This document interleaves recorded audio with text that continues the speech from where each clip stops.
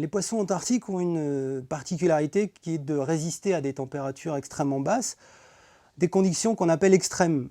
Alors j'aime pas tellement ce terme d'extrême, tout simplement parce que c'est une notion qui a trait à notre perception à nous, êtres humains. Évidemment, quand il fait des températures en dessous de zéro, ça nous paraît extrême, mais pour un poisson qui vit dans ces températures toute l'année, c'est les conditions normales. Ce qui serait extrême pour lui, c'est de le mettre à une température au-dessus de zéro.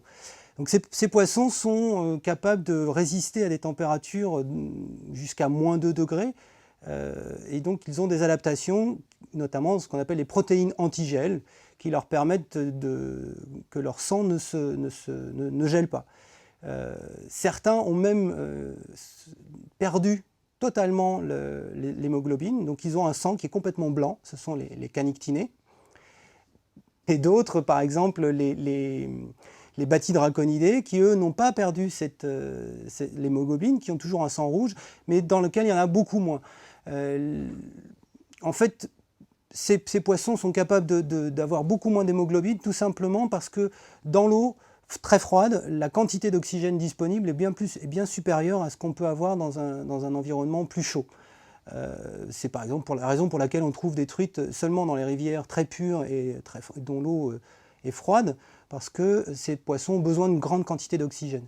C'est la même chose pour les poissons antarctiques, ils sont capables d'utiliser tout l'oxygène qu'il y a dans l'eau, mais c'est aussi parce qu'il y en a plus que dans d'autres mers. En fait, ces poissons se sont trouvés piégés sur ce plateau et sur les plateaux continentaux de ces îles à la suite du refroidissement de l'Antarctique. Au moment de ce refroidissement, s'est formé un courant qu'on appelle le front polaire qui entoure tout l'océan austral. Et ce courant est marqué par une chute très forte de la température des eaux depuis la surface jusqu'à 1500 mètres de profondeur.